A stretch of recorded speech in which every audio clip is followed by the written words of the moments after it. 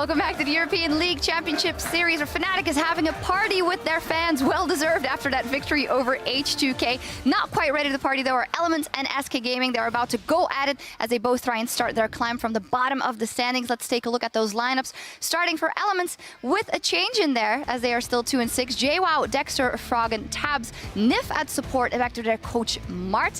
As said, the change there in the support role, Nif has gone from coach to support, and then setting up on the red side of the rift are the equally troubled SK Gaming, Freddy122, Svensker and Fox, Candy Panda, and Rated, and their coach Lukas Schenke.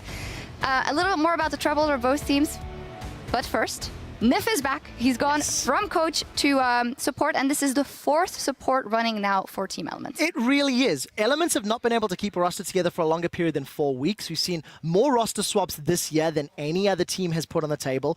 Froggen keeps making these sacrifices to the many-faced god. Nif has come back, and I don't know if it's going to work out, because yes, he's been the coach. He may have some insight into the shot-calling problems, but now we need to see if he can enact those fixes in-game. Well, it seems like Froggen has his support scrubbing the floor in bottom lane for 4 weeks before they're ready to be no one. But at this point, you know, the questions are, can Nif use the kind of bird's eye view he's had of the game over the last couple of months to bring it to in-game and bring their shot calling to another level? Because that's maybe an advantage that not a lot of teams have seen. We've not really seen coaches go back onto the Rift as a player all that often. Yeah, so let's look at then maybe what Nif should try and mediate once in-game with these guys. Last week, they had a 1-on-1 week. They beat Rocket, but they lost to OG. And Froggen in a post-game interview said, well, scaling comps is not the problem. We actually only won with scaling comps so far. But when you are on average 750 gold down by 10 minutes, even in wins, that is something you do want to mediate. It really is a problem, and it's something that is perpetuated by the fact that it's only Froggen doing well in lane. If you look at JWoww and Tabs coming into this week, they're down around 10 CS each, 9 and 1175 respectively. That's where this goal deficit comes up. That is a lot of CS to be down in the early stages of the game. Now, if Tabs' problems have been related to his synergy with Promise Q, maybe Nif can help solve that problem, but it's going to be a difficult scenario because Elements early and mid-game is definitely one of their weakest areas. Definitely, and it actually highlights a big difference between these two teams, because when you look at SK's early game, they've actually been ahead in 50% of games when it comes to their goal lead at 10 minutes. You kind of compare that over to the Elements lineup, they've only been ahead at 10 minutes in 1 out of their 8 games. So there's a big, big difference between these two teams when it comes to that 10-minute mark. It really is, and for SK Gaming, the troubles are bigger than the laning phase, because for SK, I feel when you look at different games and different opponents, they've won in different ways. They've lost many because of different reasons. They've lost because of picks and bans. They've lost because of bad shot calling. They've lost because they just got outplayed. So for SK, it's about overcoming a different set of problems than Elements. Yeah, we'll see what it turns into and what Elements can do with Nif back in their rankings. They're about to hit on the Rift, but first, Tab thinks that we're still not seeing the old SK Gaming so far.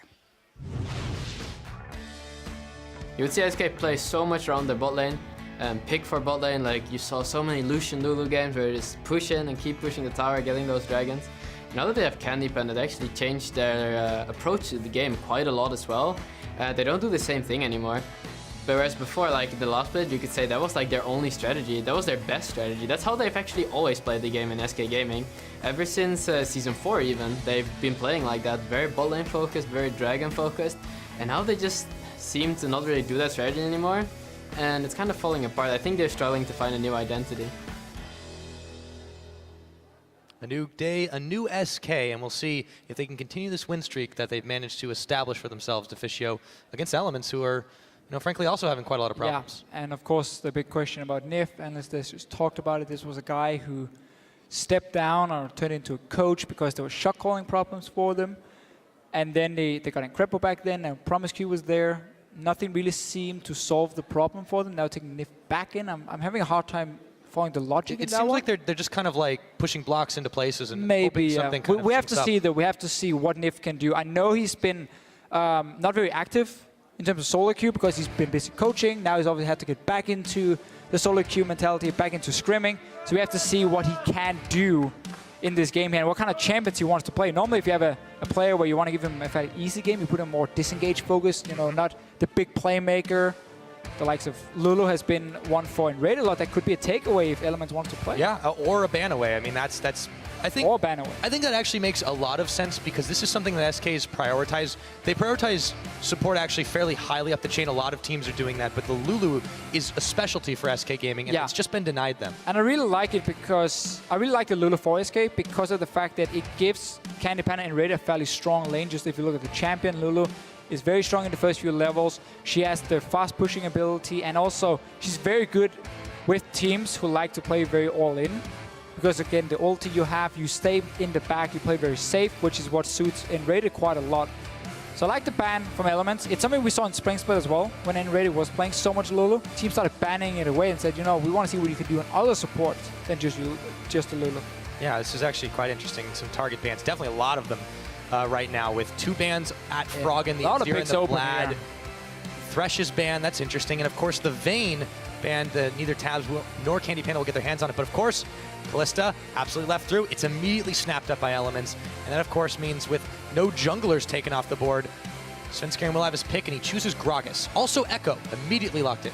Okay, a little bit surprised SK instantly jumps to the jungle here. We saw Echo jungle for Sven. We know it can be a flex pick for multiple teams. With the Gragas, also a flex pick coming in. We've seen a top lane from the likes of Capushot. But I'm a little bit surprised that things like Alistar then just instantly goes through here, because when there are the 2 tier 1 junglers, you don't necessarily have to take them in early rotations because you can always just trade them back and forth.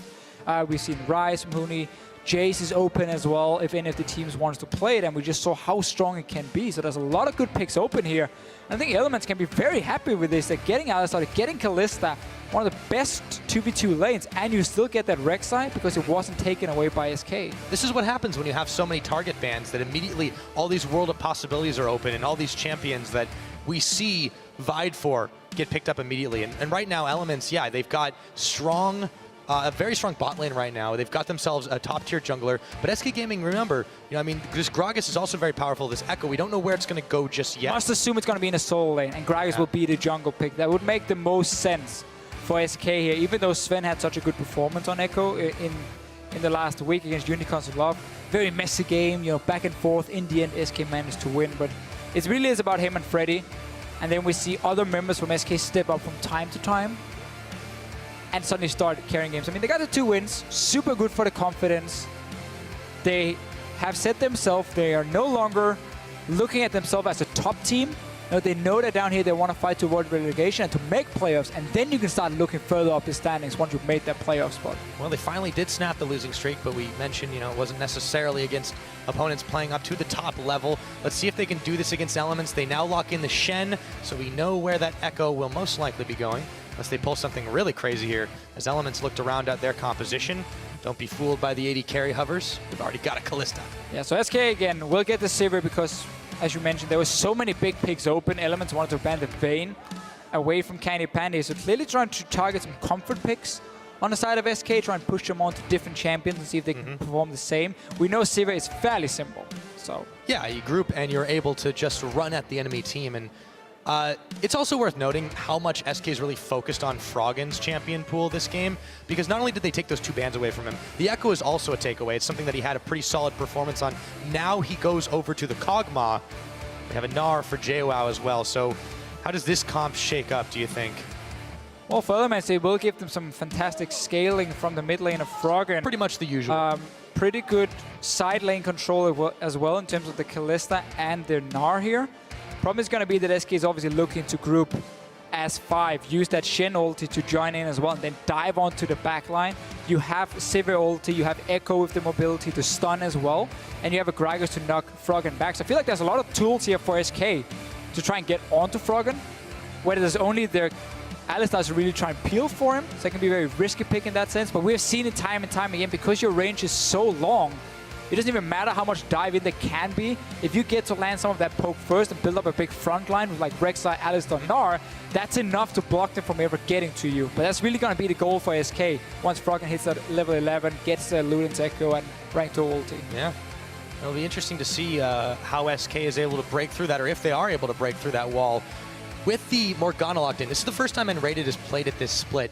He has preferred the Lulu. As we said, he played a bit of Nautilus early on, but clearly he's going to try for something a little bit different. I want to keep an eye on that bot lane and see how it shakes out. With this, though, Do you think we see a chance of Freddy maybe taking a 1v2 and taking a trip down bot? SK Gaming could... I mean, they have double range into Kalista Alistar, so no, I think SK Gaming honestly wants the standard lanes. Also because if Shen Shen into Gnar, it's so much about who gets the first item completed. If Shen becomes tanky very early on because he's in a standard one-on-one lane, it can be very hard for the Gnar to push him out. Gnar needs to get that Black Cleaver under his belt before he can really start becoming a threat to him. So I think SK Gaming will be very happy just having standard lanes here, also with this Morgana lock-in. I don't really like the Morgana too much though, because you want more all-in potential against this pick here from Froggen. Oh yeah. Hey, we can see the back of us. It's beautiful. All right, guys, why don't you tell us who you think is going to take this game? The crowd's still here. They're still hyped. We're about ready to get onto the Rift. Is, of course, going to be SK Gaming versus Elements, starting off right now. Yeah, let's see what Elements can do once again. They have the options to play it fairly passive in the early game. Have a bit more wave clear, though, this time around. At least from Froggen on his own. We've seen time and time again how people can sit and hold waves or hold towers forever. And then it's going to be about what they can do in the side lanes with the Kalista, with the Gnar. Strong one-on-ones. They want to get that Black Cleaver for JWoww. Otherwise, Freddy, who played this matchup both ways last week. He was the Gnar, then he was the Shen, and he won both of them. See if we do get the standard lane as everyone's lined up on the line of scrimmage, how JWoww is able to do against Freddy in this Gnar matchup. Both top laners starting fairly defensively with the Doran shields. And of course, you know, been paying special attention of late to the support item since that coin buff in 5.11. It's been increasingly more popular, even on champions that harass quite a lot, like this Morgana. This says to me that N-Rated is going to try to be a little bit more passive than you typically are on a champion that can, you know, pop out bindings like there's no tomorrow. Well, also just he wants to get an early talisman for himself because, again, SK Gaming, they know this is about getting to that back line of Elements. You don't want to waste time hitting an Alistar or a Mega Gnar unless JWoww goes for a very aggressive build. I mean, we've seen Frozen Mallet into Black Cleaver multiple times, which is a good build against Shen for the one-on-one, but it's going to make you weaker in the big team fights. Right. This game is definitely not going to be about the one-on-one. It's going to be for Elements. Keeps the game going, I suppose, in the lanes. It's another way for Elements to play the game. Here, having the Gnar one-on-one, having the Kalista, who's obviously going to be so strong as well in that case. But at the same time, you also want to play around Froggen and his insane poke once we start hitting that late game, once we start hitting his power spikes. So there are different ways Elements can play it out, but they have to respect the fact that SK wants to dive onto Froggen, which again is why I think Morgana is not the best pick. I would love for something like a Nautilus, where you can a lot easier just target it onto Froggen here or onto taps, and you know you're going to knock them up, and you can then join in with Shen, Echo, and so on to kill them. Well, we'll have to see as the game develops. We know Elements like the slow and steady pace. However, it hasn't always worked out for them. They typically have a deficit, as we've said on the desk earlier. And we'll see if SK can start to turn an advantage in their favor. For now, though, it's all nice and standard. The junglers are jungling, the laners are laning. And after the Gromp and Krug start, it's going to be SK's bot lane getting the early level 2, forcing If and Tabs a little bit further back. Double range here from SK. Pushing that one in as we expected with the Sivir Morgana. And really for Elements, I mean, it's been such a big problem with these side lanes. Tabs and JWoww, she's not performing that well. Especially not in the laning phase. Great trading early on. In some trouble, yes. Froggen will answer back onto Fox, but still, you've got to be careful as a cog. He's got the Ghost, he's got the Flash, he might have to use him before too long. Look at the position of the lane here, though. The wave is pushing in towards Froggen, so now suddenly you have to overextend in the lane to try and push it out. Dexter sees that instantly, and he moves in here, trying to set up a potential gank. If you move too close down on this Echo, Dexter will go in and force your Flash. He's going to take a little bit of poke. Dexter still hanging around, waiting in the wings. Svenskeren might run right into him as he starts on the Crab. Battle of the buffs. Dexter only sitting on that red. Svenskeren will chase him away successfully. And now with mid lane pushing for SK Gaming, with the bot lane pushing as well, and they spotted Dexter, he instantly just has to back away. He cannot try and contest this Rift Scuttler here because the two lanes from SK will instantly just move in and be there way earlier than Elements, and then quickly Dexter is in trouble, so he has to just back away, give over that control to Svenskeren, who's into the jungle, gets in a few deep wards. This is purely because SK are winning these two lanes, and Sven loves to play that invade game, trying to look for the enemy jungler. Well, he's found him once, but now Dexter has gone off the map, sitting back in his own jungle. Sven does get a couple of deep wards out there, too, to make sure that if he does take a trip down to that bottom side again, he'll be spotted. Meanwhile, Freddy and JWoww continuing to trade out. Freddy is the one pushing this lane, though, versus the Gnar. And he's up in CS. Yeah, this is what we talked about with Shen into Gnar. If you have that standard lane, it's very hard for the Gnar to push you out because of the sustain you have, and you can just sit and farm fairly safely for Freddy. Then you get that first tank item, say a Sunfire Cape, and then suddenly Gnar never really gets to the point where he can kill you before the laning phase is over. Because again, you want Black Cleaver, but if you rush a Black Cleaver only, it's fairly risky. Then you also want the Frozen Mallet, then it becomes very, very expensive. Then you need to have some tanky items as well, and suddenly the Gnar is trying to just catch up to Shen. But this is only purely like for the one-on-one in this case here. So Freddy is happy with that start, and it's very important SK got that control of the bot side of the map, got the deep wards in, because it allowed Candy Panda and Ray to keep playing aggressive. Nice engage though from Nif. Yeah, speaking of aggressive, Elements have turned on the heat. They look for Candy Panda as he's exhausted, has to flash away. Tabs got an ignite in his face, and in the end they burn a summoner for a summoner, well, plus a summoner heal and a flash, so 2 for 2. And very early Black Shield from Enrated here. Nif walked close to him, he used the Black Shield on himself, and that's where Nif suddenly sees an opening and dives in onto Candy Panda, wins the trade, forces a flash. Dexter is now coming down to this bot lane here. He can just tunnel over the wall. Candy Panda is gonna die. Sand Shark smells the blood. In comes Nif. There's the summoner heal pop. Candy Panda's down. That's first blood, and Nif will actually be the one to secure it, as Enrated has to back away from this trio of Elements. Great setup from Nif here, headbutting onto the minion just to get in range of his knock-up here. Lands it onto Candy Panda. Suddenly Elements turning it around. We mentioned how they've been struggling in the lanes before, and this is a very important early kill for them. Absolutely, and you know, this is a rare indicator for Elements. They've only secured up till now 3 first bloods in any of their games. They're usually not the team making the first move, but that very well executed. After the trade, both of them stayed in the bot lane, and Elements were the ones who knew how to react. So with that, they secure a slight gold lead and some pressure down bot. Yeah, very important for Elements. It's really been the problem for them is they've been too passive in the early games. They tried to switch it up last week. We saw a bit more mid-game focused, but then they start missing these spikes here.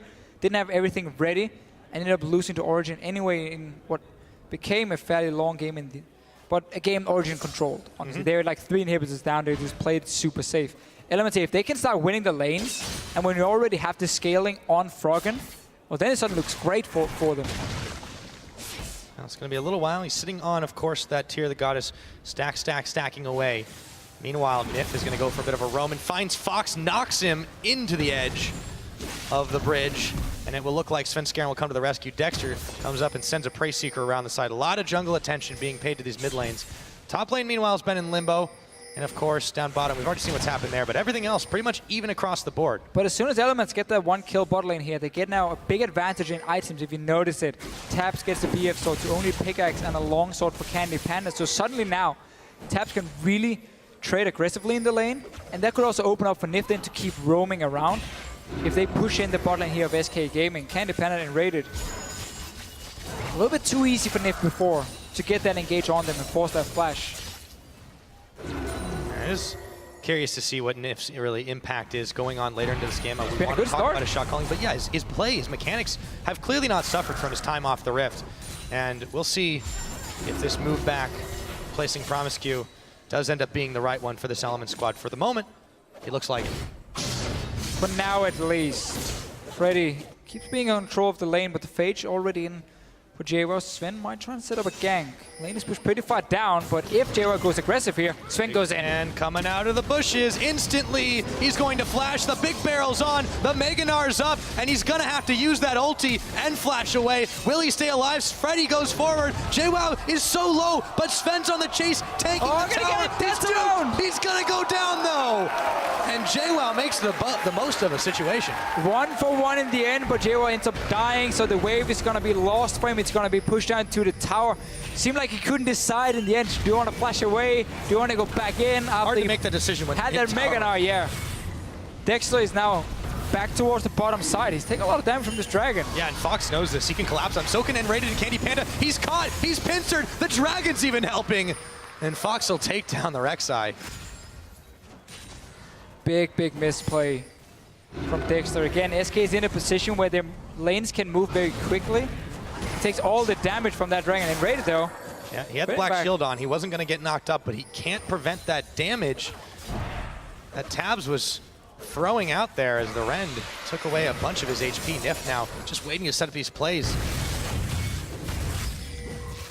Back to Dexter. It really didn't help Element's cause right there. No, they got the one-for-one top lane. Had a good start in the bottom lane. Honestly, just had to continue playing it out the way they did. No reason to risk giving up any kills here. Nif, being a bit of a bully to Enrated. This is what we mentioned with the difference in items. Once you get that BF sword on a Kalista, you suddenly have so much potential to all in when you hit level 6 as well. Candy Panda no flash. He has to play very, very safe down here. So all the pushing we saw early on is completely stopped from SK Gaming. Mid lane is just going to be this farm fest for Froggen, where he will keep pushing out the waves, and the Echo will try and look for an opening to either jump Froggen or maybe try and roam away. But it's so tough when your lane gets killed instantly. Like, your minions arrive and then Froggen's like, blop, and they did. And look at this too. Froggen is having no trouble in this lane at all. He's got a 20 CS or so lead on Fox. He's just shredding through these minions with the Voidoos, and Fox has really got no answer for this, and they're not able to dive him, like you said. This Kog'Maw is a ticking time bomb, and SK has to react before it blows. They're trying now at least. Sven coming in. See if they can do anything. Ghost is on, throws the barrel. Instant flash from Froggen. Good reaction, but he burns 2 summoners for it. Not taking any chances. Dexter trying to respond in the bottom lane. The wave is pushing towards Elements, so now they can either zone away SK or they go straight for the gank. Yep, Dexter's gonna get the knock up onto Enrated. Fate's Call comes out, in comes the cow, and he knocks Enrated back, but there's a Shen coming in, and there he is to make it a 3v3. Nif is gonna be caught between 3 right now, and as tanky as he is, SK Gaming will polish him off, courtesy of a Dark Binding from Enrated. And instant as we see the TP coming down for Freddy. Sven goes up to the top lane, trying to clear out the wave, stopping JWoww from getting a lot of damage on the tower. Elements try to set up the gank, ends up giving a kill to SK, and not really a whole lot gained from Elements here in that case. Good little move around from SK. No, they had a good early game. They had that nice, quick pickup, but the tables have turned. The barrels have rolled. SK Gaming are now the ones in control of the game, albeit it's still a slim lead. We're only talking 600 gold here, Deficio, but they're the ones that are making proactive plays, and the game is trending towards them. And they are also the ones who wants to be the team in charge here, the team who can force the fights and not allow Froggen to sit and be a poke machine, not allow Elements to split up into 1-3-1. We talked about that Black Cleaver, how important it was in this matchup. JWoww already completed his. It means if there is a team fight, he's not going to be very strong. But if he gets to sit in the one-on-one and just poke away in the Shen, that's where he shines. But if SK Gaming gets to the point where they can start forcing team fights, Elements never really get to put up that 1-3-1 setup they potentially can do with JWoww. And every team knows that this is what they like to do anyways, prolong that laning phase. You can see it right there. That first dragon that they usually do take doesn't come until about 17 minutes into the game. We're still a little bit of ways away from that. SK tend to take it a little bit quicker, but this is also a team that, of the bottom 5 teams in the league right now, they actually take pretty much the most dragons. They prioritize this just like they did in spring. Use it as a tool to snowball the game or maybe force you into team fights. I like this control here from SK in the river with the pink wards. When you play against a more passive laner, you can often take over the river completely and use that to set up roam, set up ganks. So Sven's going to make it hard for Dexter to go everywhere, anywhere. And also it opens up for potential dragons if Elements is not in position. So I like the whole setup here from SK, playing around that mid lane. Gets it cleared, and of course Candy Panda has finally picked up a BF sword, so he got to push out the bot lane as well. And they were able to do this in plain sight, really, because that Scuttle Crab was controlled by Elements, but they weren't in a position to react to it. Both lanes pushed down, yeah. Yeah, goes to SK. It's earlier than their average, too, and this is because Elements, they're not interested in stopping that. Well, you can't really do a whole lot. If you're getting pushed down in your lanes, you're always going to move a bit too late, and even when you move, you might end up losing quite some CS because that's going to be pushed into your tower. So it's simply just a very quick move from SK, and unless Elements are reading it and ready to respond instantly, it's just too late, and then Dragon goes down very, very quickly. But it's also an Elements mentality. It's often one more wave, you know, just pick up one more wave of farm. I mean, Froggen is winning the mid lane, Taps is winning the bot lane as well. So they are doing well in the laning phase in that sense. But SK Gaming are looking, once they get in Vintage, on Candy Panda once you get towards an hourglass on your Echo. That's where you're going to start really looking to force fights. Let's see if they take that timing window properly. Fox, after a bit of a scouting mission, runs on out of that jungle, and some help from Sven Skaren. So, still back to the lanes, but it is a little bit more tricky now. 14.5 minutes have elapsed on the clock. We've only had 5 kills on the board, and a lot of those came pretty early in, but it's been almost like a truce between these two teams for a little while. And now after you got that BF zone and Candy Panda, I would love to see Sven come down to this bot lane here, start putting some pressure, because you can keep clearing the wave. You can keep pushing into the tower of elements, and Taps takes quite a lot of time to clear out the waves. And then if they're stuck on a tower, either you get some poke damage on them, damage on the bot lane tower, or you just use that to invade into their jungle, start setting up these wards here we saw earlier, and therefore you take control of one side of the map. At the moment, they're trying to look towards this top lane here, see if they can set up a possible dive. Another good option for them, but they need to be careful they don't lose anything on the bot side, because you can see elements, they're moving already. Elements are moving down to the bot side, and now Nif and Tabs are moving into action. Black Shield's on, they're going to turn it around, throw the Soul Shackles pump. Immediately, Tabs is going to flash away and throw the Fate's Call, slingshots him back in. Elements have arrived in the form of Froggen and Dexter, and Rated just trying to dodge out as we've got a tense pause here. Oh, this could end very bloody. Seems to be Candy Panda here in the middle of the fight. Elements were saying, okay, we know you're setting up for a potential dive on the top side, so we're just going to rush down bottom lane and then trade towers, maybe get a kill or two. SK Gaming not playing around the fact they have this Saber who can just push it in over and over. Yeah, this is going to be really... What a moment to pause. I know, right? It's like I'm on the edge of my seat. We know, we pretty much think that right now, first to fall has got to be unrated, but let's just sort of like take stock of where we are in the game, take a breather. It's a 1,000k gold lead to SK, but I feel like that's going to turn around pretty quickly with some kills here. Freddy's still sitting in that bot side. There's a bunch of Elements members all around him. But I mean, this is like pausing, not before the big boss fight and like trying to save your game. This is like trying to save your game in the middle of it. Let's see what happens with it here. So for SK Gaming now, really the goal is you need to start taking down some of these towers here. You need to start pushing Elements into a corner where it becomes very difficult for them to set up poke with Froggen or set up a 1-3-1 setup, because there's always this chance of SK Gaming just hard engaging somewhere on the map. Because once you start pushing down to towards your own tier 2 towers, your map obviously gets a lot smaller. And with the mobility of his Saber, Shen ulti as well, I mean, there are a lot of ways then for SK to quickly move between the lanes and just create a numbers advantage, get that kill onto you, and then suddenly Elements get to a point where it becomes too hard for them to even push out of the base. As long as we have the standard laning phase, no towers goes down, Froggen just becomes stronger and stronger and stronger. Mm-hmm. Yeah, we mentioned it earlier. I mean, this Luden's Cogmod, we've seen it work wonders for a lot of teams. Power of Evil in particular was doing an insane amount of his team's damage, even in the Unicorn's loss. Pepinero earlier today? Pepinero, yeah, and now Froggen, we know that this is a guy who's going to be safe in lane, who's going to get himself ahead in the farm game. We've seen this happen versus this Echo. There have been several attempts on his life, but he survived them all. Survived all of them so far, at least, and now we have to see what obviously happens down this bottom lane. If they get a kill and they manage to push it into a tower themselves, then suddenly Elements will even out the goal, and that's going to, once again, make it difficult for SK to make plays. But I like how there are different options. Either you go down to the bottom lane if you're SK Gaming, you use that Saber to push in a tower, or you try and go top lane and you set up a dive with the Shen, who's obviously so tanky already, lock down that Gnar.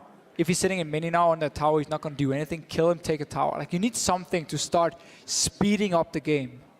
Yeah, I like that strategy, actually. But the thing with SK is, though, they were, while this was all happening, they were still kind of moving about in the Elements jungle. And when the action started happening, they immediately started moving towards that. At the moment this pause happened, they're literally in the mid lane, like on their way.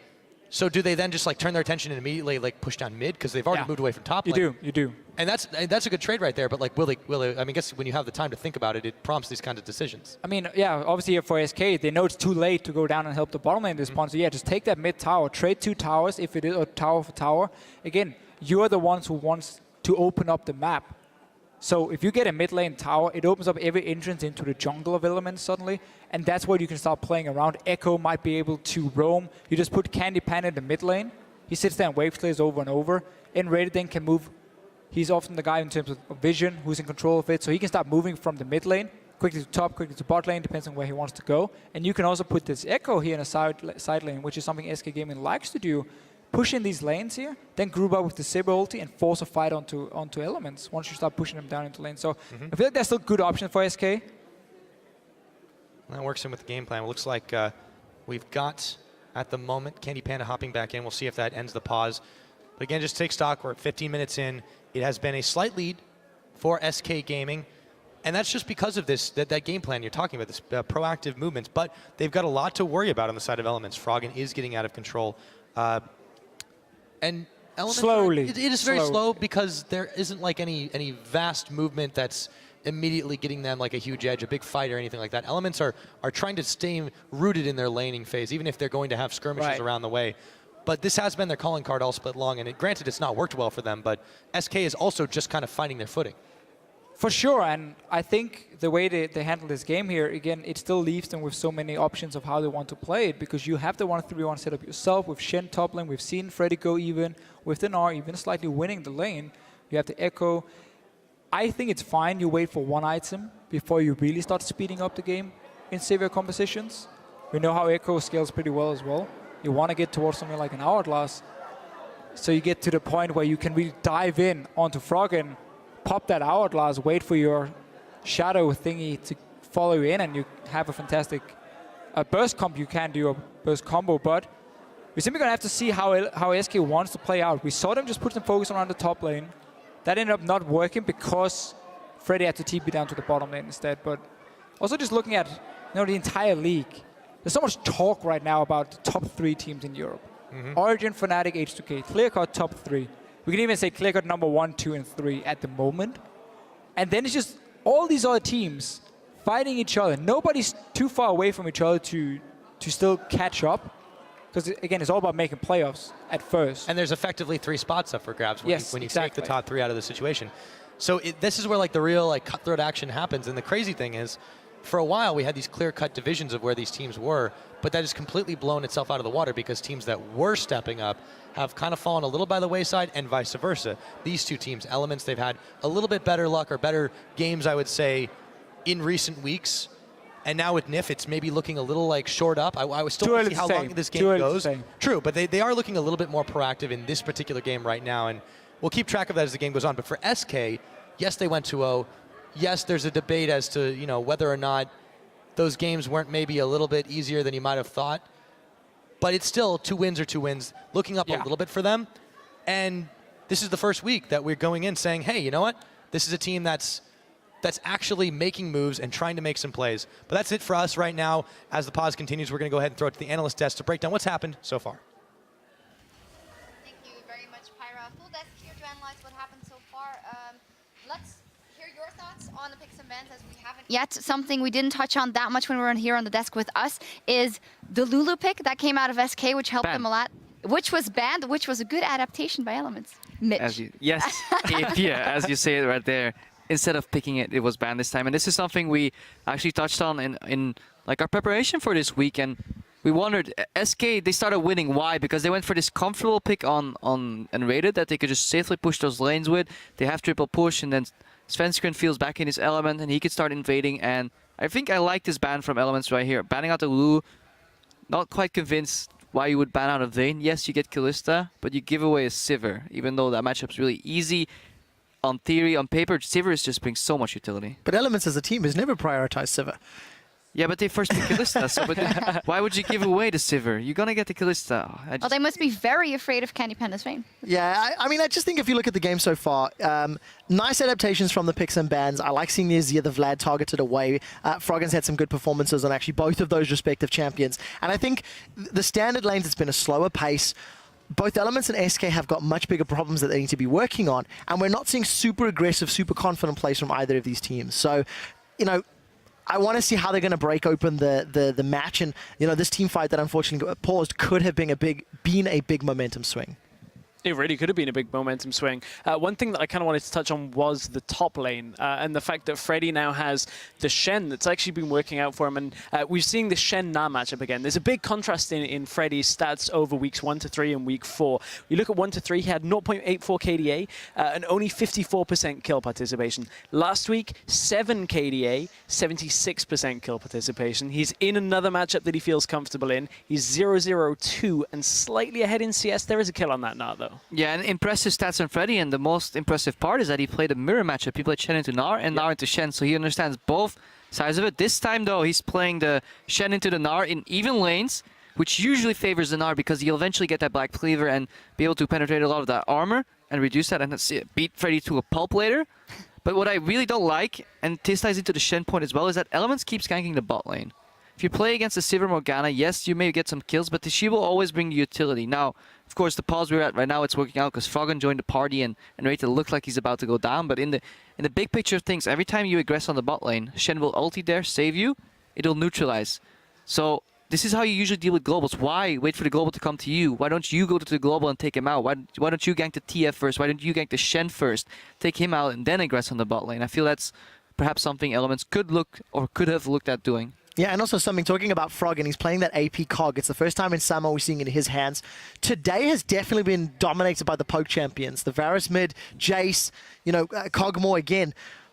A lot of regions are playing with those poke mids, but up until this week, I feel it's been much lower on the priority list for European teams and European mid laners. So it's interesting to see that now all of a sudden we hit week 5, we hit this like halfway point, and now these players are now transitioning almost fully onto 5.10 poke, 11 poke. Now, the thing what speaks most in favor of poke champions is that they, additional to just being able to poke and siege, they bring out a lot of wave clear. And wave clear allows you to control the tempo of the game, really. And once you control the tempo of the game, it's more forgiving when you make mistakes. Elements, we saw them push back very often and not be able to deal with those pushes and those map rotations. But now with AP Kog'Maw, like, once you hit that Ludens, the wave just evaporates immediately and allows you to match your opponent's style, and if your opponent gets a little ahead, you can at least try and catch up. Yeah, I'm talking about people getting ahead.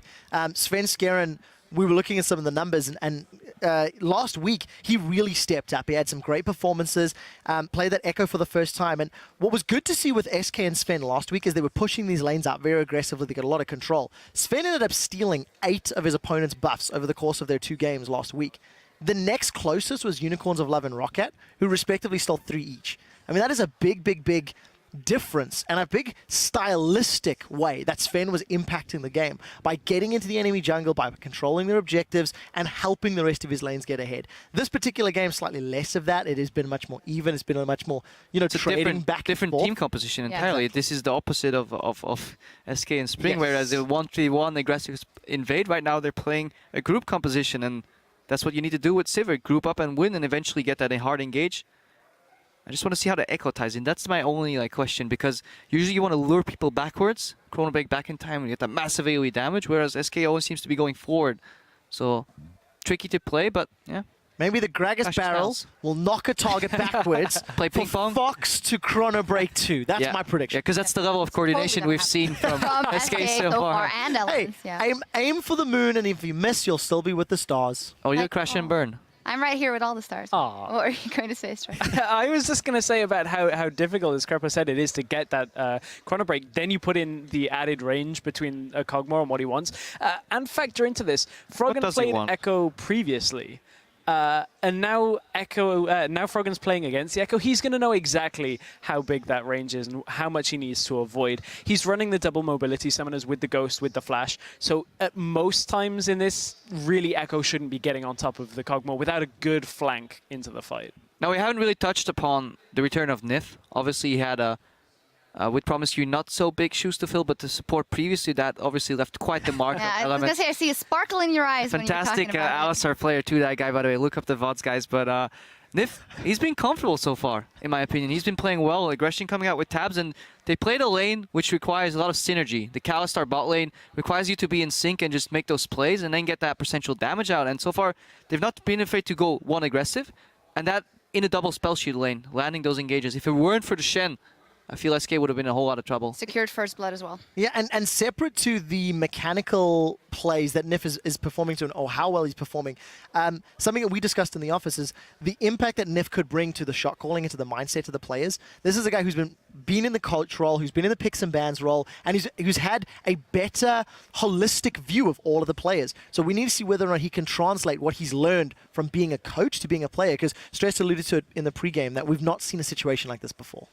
Yeah, very often in a history of playing, you'd play a game and it'd go wrong, or you don't really find the answer, and then you get out of the game and your coach will start going, you did this wrong, I can't believe you guys did this. Why are you not listening to me? Yeah. And then now that coach is on the pitch, and he should have every idea. Was Nif that coach, seeing as though... He was one of them. He looks calm on the outside, but then he will tell you, like, guys, why are you not listening to me? I told you 4 times in a row. So the question is then, Stress, it's something actually we touched on as well when Amazing was on the desk before he got into the LCS, and you're saying all those things and you see all those things, but how hard is it? Because he's concentrating on getting back into the LCS, Nif, and playing, being there, that Stress, mechanical, looking at the map. How much can you really translate in the very first game that you're back? I honestly, it's such a difficult question to answer because it's very player specific on what problems each player has, and then how you transition that kind of bird's eye view, holistic view, as you said. It's difficult to keep track of everything, so I wouldn't really want to talk for Nif specifically, but certainly it's a lot of balls to juggle, and if you can't hold on to all of them, something's going to give, and typically it is that shot calling aspect. Yeah, definitely. I can attest for it's easy to play at home, but once you get into that chair and you look up and there's like a couple hundred people sitting in front of you, and those headsets suddenly have white noise in them, the crowd's reacting when your opponents make a nice move, it becomes harder to stay on top of all the things, mostly looking at the minimap, because you're focused so much on playing that 2v2 and you really don't want to make that mistake, but then you lose track of what's going on, and maybe one of your teammates is acting different like he does at home. Maybe he's super vocal at home, but right now he's getting pressure, so he's gonna choke or tilt or be quiet or whatever, and then there's so many variables, and that's what I think the biggest mark is for a great team, is that if they can perform as well as they can at home as they can on stage, and deliver that same consistency in terms of communication, in terms of just individual plays, and not to be afraid to make those plays. Yeah, and then you're doing fine. You got that first blood, and then there's a pause because there was a faulty keyboard. But it is fixed now, fantastically. So things are ready to go on stage, and we're going to hand it back over to Pyroficio and get back in that game. Thank you very much, Shocks. We are going to go ahead and take it from here. So, Ficio built a little bit of suspense, I would say, for this fight that is kind of hanging in midair. We've got Echo on the rift, but of course I think maybe there's Zillion in the background freezing it all up. So here we go, back into the game. Let's see how it goes. I'm gonna go throw it out, instantly healed and flash away, and Raided's gonna stay safe, but Freddy may not be so lucky. The binding's coming out, and amazingly, no one's gonna die today. And we talk about this mid lane here from SK Gaming. I like the adaptation, saying we cannot make it down to the bottom lane, so we at least take a mid tower. Element's gonna try and take the bot lane down and see if Frog can get any kills. Oh, we're not done yet. Freddy goes in and Raided. He's gonna have to flash out, and Candy Panda as well. Elements have muscled SK away from this, but now they're backing off as they've run out of minions. Sven Skarin coming around the side. 2 people on the way down. Sven is going in. He has a TP. Belly bump. That's going to be a teleport, though, for JWoww, and it's canceled as the minion Dark Binding came out. JWoww's going to stay unopposed on the top side. And after all of that, what do we say to the God of Death, Deficio? Well, in the end, well, not today. Nobody from SK went down. They got a mid tower. Top lane tower went down as well. Those are teams here, like they've done pretty much the entire game, just trading back and forth here. Okay, you get a little bit here, we get a little bit there.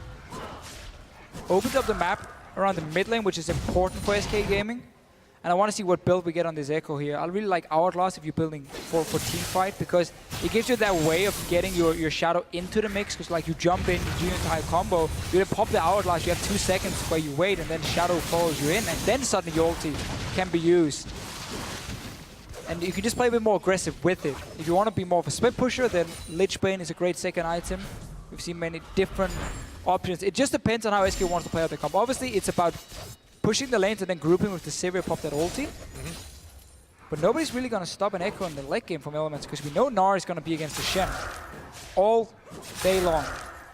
With this Black Cleaver, it should start going in favor of JWoww, but slowly only. Freddy will be able to sit and hold his own for a long time.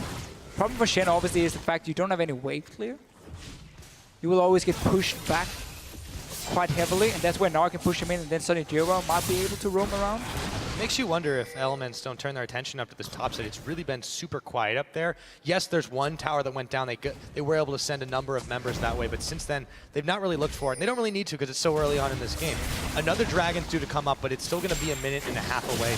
Remember, SK secured that one a little early by their standards, but they're looking to set up the control of the vision. They've got the crab down. And now Elements they're moving in position to try and negate this advantage that SK's got. And this is really what you want to do against some sort of poke. I'm going to say Froggen, almost going to say poke composition. It's not, but when you have Froggen here on a scaling champion like this, it's enough poke for you to have to really respect it. And of course, Elements wants to play around it. You need to get in early here and establish that vision near these objectives, so you cannot, so the other team cannot go in and face check you. They have to like sit back and might even have to surrender it. Candy Panda gets the bot lane tower. We kept talking about how the Sivir was pushing in the lane over and over. Suddenly the map opens up here for SK Gaming. Dragon should belong to them with all these wards here. If Elements want to fight, it's going to be blind, and it's going to be so difficult for them to do that. We know how risk averse they usually tend to be. That means probably not going to be seeing those fights for a little while. And Rated and Candy Panda are hoping for that, but it's not going to happen at this exact moment. Nif is going to make a beeline for the pink ward, but Rated Candy Panda actually going to try to defend this one. They go in on the hunt, and everything is popped, but that, of course, means instant Fate's call. Nif is back to safety. You cannot catch this cow when he's got a Kalista backing him up. Yeah, don't do that when Kalista is so close. You just use 2 ultis before this Dragon here. You don't have teleport on JWoww yet from the side of Elements, but they're moving in now. They're feeling more confident. There's suddenly a lot less pressure from SK. Elements allowing to move close. And Dexter is over on the wall. No poke landed from Froggen yet. Go in, sends the Prey Seeker. It will not be enough. SK Gaming managed to secure Drake number 2. While this push still continues up top. And JWoww managed to get a red buff. Plus the Black Cleaver. He's in full control of the lane now. Keep pushing down Freddy to the tower. Elements as well had the move to go into the mid lane. And suddenly the poke starts landing. SK Gaming cannot just sit back and wait. They need to just pop that Sivir ulti once it's ready and go for the fight. But they just wasted it before on an Alistar who had a Kalista to pull him out.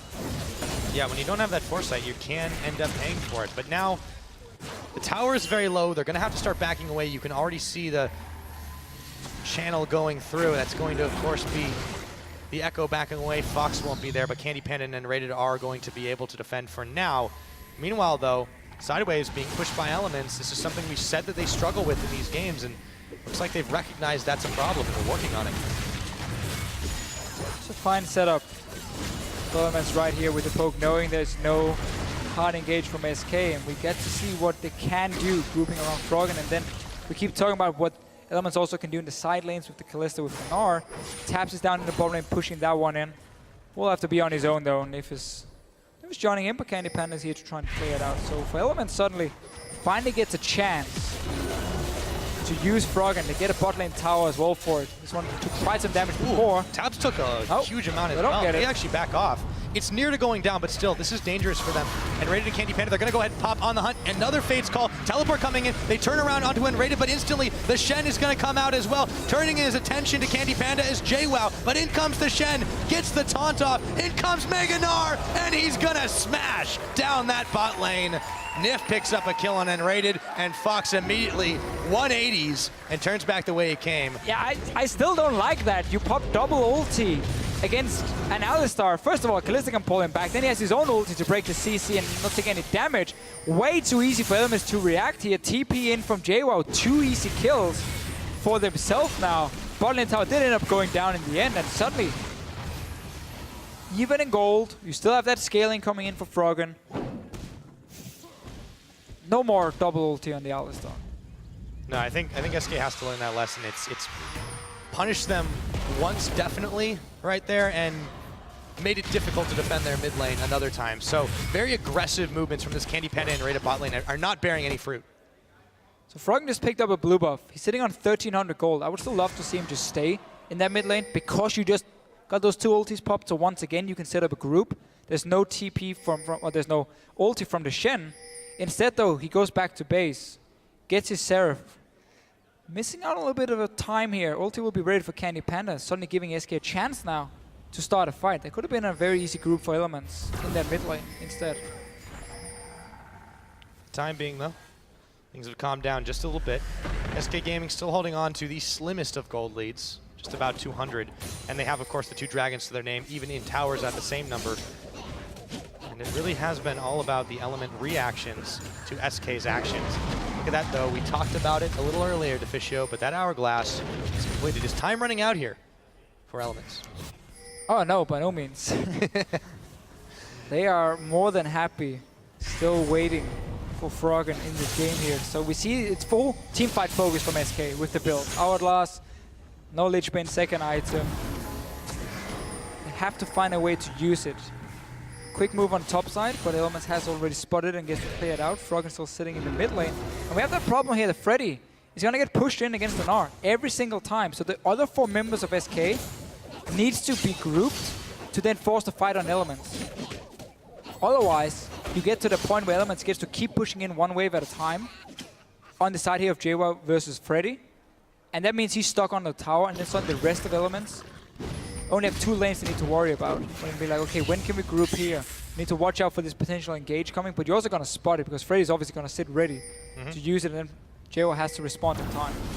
Well, right now it's really been JWoww making the slightly quicker moves, but it's been in the bot lane they focused all their attention. Now, Froggen could be in some trouble. In comes the belly bump into a flash away from him as he's knocked away after the barrel comes in. JWoww there trades his place, and Dexter comes around the side of Big Gnar, will push SK Gaming back, but the Big Gnar becomes little, and now Sven's in a little bit of trouble. The Shen was coming in, and it is going to be a little bit late on that as Fox tries to go deep for JWoww, but he gets knocked back. He's going to pop his hourglass. They're waiting. He's going to chrono break his way back to safety.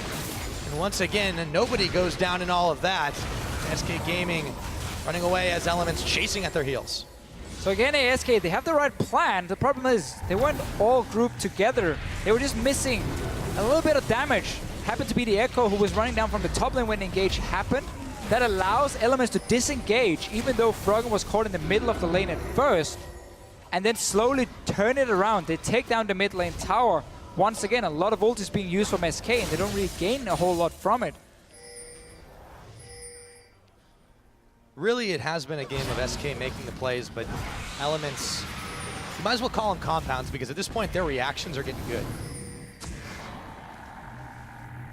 Yeah, that's right. I just made a chemistry joke. So SK Gaming, you want me to give you a minute? No. All right. SK Gaming, they do seem to be aware of the fact that they have to deal with Froggen here, but they're really going about it the wrong way. Like, why do they keep making these knee-jerk decisions to jump in with Sivir without even the entire team? Maybe a little bit desperate for SK Gaming, not knowing exactly what or how they're gonna stop Froggen. I mean, but then again, we can see the plan here. There's good gank at first onto him. Dragon is alive. Elements already started it. Freddy had no ulti this time around, so SK decides not to go for the fight. Also, Candy Panda back in base and just traded for top tower instead. So all the outer turrets are gone now. The map is open. Now your focus has to be on your vision here. How do you manage to set it up so you can force a fight on Elements? In your case here as SK Gaming, you pick 2 lanes. You don't have to go for the full map. Take 2 lanes where you take the jungle, which is between the 2 lanes. Let's say it's top and bot lane. Oh, sorry, top and mid lane. So you also get the Baron control. That's where you focus your vision right now. Use your Shen in the opposite side to sit there in the one-on-one with his ulti, with his TP. And then you force Elements to come in and face check you around one of these objectives. You pop that Sivir ulti, and suddenly you have a big 5-on-5 team fight where Froggen wasn't allowed to sit and poke first. If you keep playing around just the standard lanes, Froggen will find time to land poke. You will drop too low, and you'll have to go back to base, or someone has to go out and clear side wave, and then suddenly again, you're never really grouped. And you always seem to just lack that one piece because you are meant to be together. And this is the problem. So you said it earlier that Elements is not a poke comp, but with that Kog'Maw, you still you still have to treat it like one. And there are options for this Elements team. Let's make it clear. It definitely is very poke focused with Froggen here. They just other ways Elements also can play it out because they have the Kalista, because they have the Gnar for the side lane control. Froggen alone is going to offer enough poke that SK really has to respect. So they're trying to get this group up, but there's a lot of mobility on this Element side too. You can see that coin popped, of course. Mentioned that was picked up by Nif. So Yes, there's one on the side of SK. Yes, there's an on the hunt, but they just don't seem to have the jump on this Elements team, evading them in every corner. Yeah, it's too easy for Elements to just go back and regain control of whatever area SK just tried. We just saw them go for the top side of the map, near that Baron. Instant Elements just goes back in and clears it out. We need to see the potions being sold. On your Gragas, on your Echo, you need pink wards on the map. If you want to strangle Elements, if you want to push them into a corner where they can't risk walking into their own jungle, then you need the pings. Green wards doesn't do the job enough because it's too easy for Elements to place their own green wards and see everything that's going on and look for picks themselves. Yep, they might find it, but Fox is going to have a little bit of backup in the form of Shen. In comes Freddy. In comes the rest of SK out of nowhere, and Tabs is ping-ponged around to a kill for Fox, immediately prompting SK to move up towards this Baron. Are they going to go for this? There's a Gnar with teleport, but he's in the bottom lane. Oh, they're going to go for this bait. Guess if Elements is jumping in and not using their teleport as well, it doesn't really matter then. I guess SK Gaming can just start the Baron. Well, there's the teleport coming in. That means SK is going to back off of this one. Even so, at best, it's still a 4v5. SK got a little spooked there, it looked like. Yeah, Taps ends up going down. I think he got taunt flashed by Freddy. Could react in time himself. Freddy then using teleport to go back and clear the waves out. So just one kill for SK Gaming. TP used. That's very key though, because it's very important for Elements they can use JWoww to sit in one of these side lanes, and he won't be able to. The ulti from Freddy will be ready in time. So if SK keeps playing around the top side of the map, Freddy will be able to join from the bottom lane. That's something they have to be able to use now to force a fight on Elements. Indeed they do. So, getting close to that 30-minute mark, it's really been a game of action, reaction, take a dragon, you take a dragon, a lot of trades. It really has been like the two teams just kind of bartering with one another and respecting a little bit too. But when you're at this point, we talked about where these teams are, we talked a little bit about the standings. When you're on the lower end of the table, even in the bottom 7, as we've been really talking about, how much does that play into your mindset of you know, we want to get ourselves into a good situation, but we also want to keep ourselves out of this relegation territory? And does that turn into playing to win to playing not to lose? Well, as long as the league is so close between these 7 teams here, I don't think too many of them worry too much about the relegation at the moment. It's just about how much can you improve every week, because you know you have some problems you need to fix. And it's just a race between all 7 teams and who can fix them the fastest, and then start getting these wins by the end of the split and get into the playoff. That should be your concern, 100%. Well, and for Elements too, you know, their answer to that question so far has been, hey, you know, our support's not really stacking up. Let's see what Nif can do. Right now, 2-1 on the cow. You could say Scumbag support stealing kills, but you know, he's been really active in helping things out. He has absolutely earned it. And SK Gaming just haven't had an answer. And even when he's been in a bad spot, Tabs has immediately utilized that Callisto to bring him back into the fray. Let's see what happens here as he goes on in, looks for Svenskeren, in comes the Shen ulti, and SK are going to turn it right around, get the taunt onto JWoww. Meganar comes out, can they still turn the fight? Dexter looks for Fox, who goes golden. Nif has to flash out, he's going to go down, and in comes Svenskeren. Freddy, they'll all be backing off, but they're happy in the fact that they've taken at least one kill, while a wave continues to push down bot. Not over yet here, Elements, they're still poking away Froggen. Trying to see what he can do, if he can force SK back to base and then potentially gain anything from it. But we saw SK, they kept sitting around the mid lane because they were waiting for Freddy to push it in. And then as they lost vision of Elements, they felt like they had to walk in there. They would probably have loved for Freddy to just sit and take the bot lane tower. There was no TP for JWoww. That's what we talked about, Freddy being on the opposite side of the map. A lot of back and forth fights, very hard to call, and in the end, it's a 1 for none, and the caster curse is in full effect as we talk about how well Nif's able to set things up. He does do a great setup, but they can't follow through, and in the end, he's the sacrifice that Elements make as SK Gaming managed to grab the 1, and they get a little pressure on that bottom tower, but now they've got to react to the wave up top. Yeah, Elements will be happy that SK moved into that river because they wanted a fight to start to get Freddy away from that bot lane. Because otherwise he was just going to take a tower for free and there's nothing Elements could do to really stop him other than start a Baron. And that would have been a lot harder for them to do if they're taking damage from the Baron itself and SK then coming in with their Shen ulti. So they wanted SK to walk in there, take the 5-on-5, because now they're going to get that TP back from JWoww. It's not the most exciting thing to talk about the summoners all the time, but it's what's going to be key for both teams and how they want to play it out. JWoww is sticking a dragon on his own. SK is still around that Baron. Yeah, with this Meganar, they're able to get it done. So, that one is going to go down for Elements. It will be 2-4-2. Meanwhile, the fight over the blue buff commences, and it looks like Elements have won that one on their home turf. Benar will back away. Nicely played out by Elements. They're still behind in the gold game, but it's only 2,000.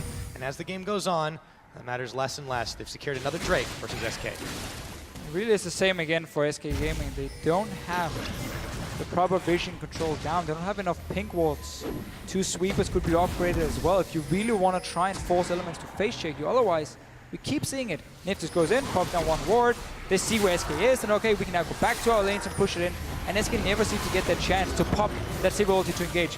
See what happens here. Nif is the guy who wanted to start something. As you say it though, the On the Hunt's immediately used in a defensive manner.